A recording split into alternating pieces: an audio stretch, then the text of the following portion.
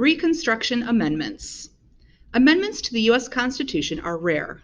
In fact, that there have only been 27 amendments to the Constitution since it was written and signed in 1787. The Constitution of the United States is an important document that established the national government, basic laws, and citizens' rights. An amendment is a change or addition that is made to the Constitution. After the Civil War ended, congressmen worked hard to push 3 amendments through the government to free and protect the rights of the newly freed slaves. These amendments, called the Reconstruction Amendments, were important because they demanded fair treatment for all citizens, including former slaves. On December 6, 1865, Black slaves in America were freed by the passing of the 13th Amendment. This amendment officially outlawed all forms of slavery. The adoption of the amendment came 6 months after the end of the war. It finally accomplished what Lincoln's Emancipation Proclamation is famous for declaring.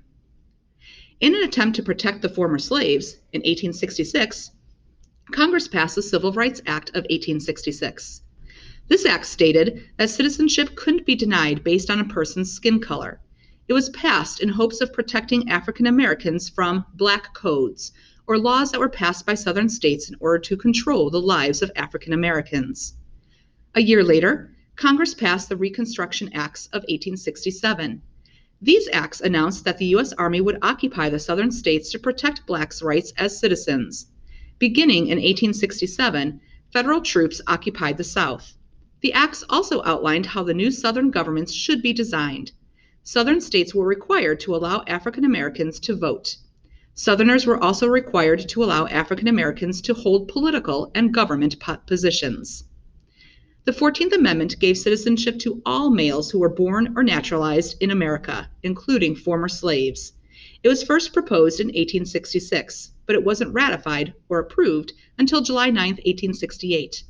Because it officially made African Americans citizens, the amendment guaranteed African Americans equal protection under the law. On February 3, 1870, Congress ratified the 15th Amendment.